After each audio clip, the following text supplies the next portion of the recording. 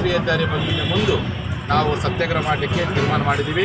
ಅಂತಹ ಒಂದು ಕಠಿಣವಾಗಿರ್ತಕ್ಕಂಥ ತೀರ್ಮಾನಕ್ಕೆ ಮುಂಚಿತವಾಗಿ ಜಿಲ್ಲಾಧಿಕಾರಿಗಳು ಕೊಟ್ಟ ಮಾತಿನಂತೆ ಸಿ.ಸಿ. ಪಾಟೀಲ್ ಹೇಳಿ ನಮ್ಮ ಸ್ಥಳಾವಕಾಶವನ್ನು 4 ಪ್ಲೇಸ್ ಕೇಳಿದ್ದೀವಿ.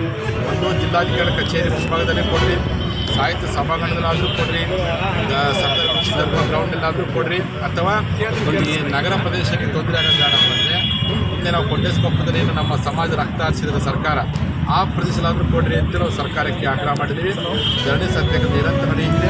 ಮುಖ್ಯಮಂತ್ರಿ ಕ್ಷಮೆ ಕೇಳೋವರೆಗೂ, ಸಂವಿಧಾನ ವಿರೋಧಿ ಒಂದು ಶಬ್ದ ಕಡದಿಂದ ನಿರ್ಮೂಲನೆ ಆಗೋವರೆಗೂ, ಅಮಾಯಕರನ್ನು ಬಿಡುಗಡೆ ಮಾಡೋವರೆಗೂ, ಪೊಲೀಸರನ್ನ ಸಸ್ಪೆಂಡ್ ಮಾಡೋವರೆಗೂ, ನಮ್ಮ ಸಮಾಜದ ಮೀಸಲಾತಿ ಕೊಡೋದಿಲ್ಲ ನಂಬಿಕೆ ದ್ರೋಹ ಮಾಡಿರ್ತಕ್ಕಂಥ ರಾಜ್ಯ ಸರ್ಕಾರ ನಿರ್ಧಾರ ಖಂಡಿಸಿಬಿಟ್ಟು ಸತ್ಯಾಗ್ರಹವನ್ನು ಶುರು ಮಾಡ್ತೀವಿ.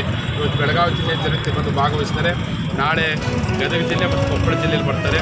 18ನೇ ತಾರೀಕು ಬಾಗಲಕೋಟೆ, ವಿಜಯಪುರ ಜಿಲ್ಲೆ, ಶಿವಮೊಗ್ಗ ಜಿಲ್ಲೆ, ದಾವಣಗೆರೆ ಜಿಲ್ಲೆಯಲ್ಲಿ ಬರ್ತಾರೆ.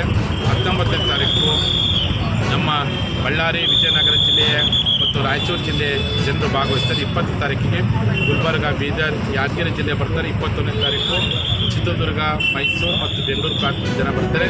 ನಿರಂತರವಾಗಿ ಸತ್ಯಾಗ್ರಹ ಮಾಡ್ತೀವಿ. ಸಿ.ಎಂ ಕ್ಷಮೆ ಕೇಳೋವರೆಗೂ, ಲಿಂಗಾಯತ ಕ್ಷಮೆ ಕೇಳೋವರೆಗೂ ಹೋರಾಟ ಮುಂದುವರಿಸ್ತೀವಿ.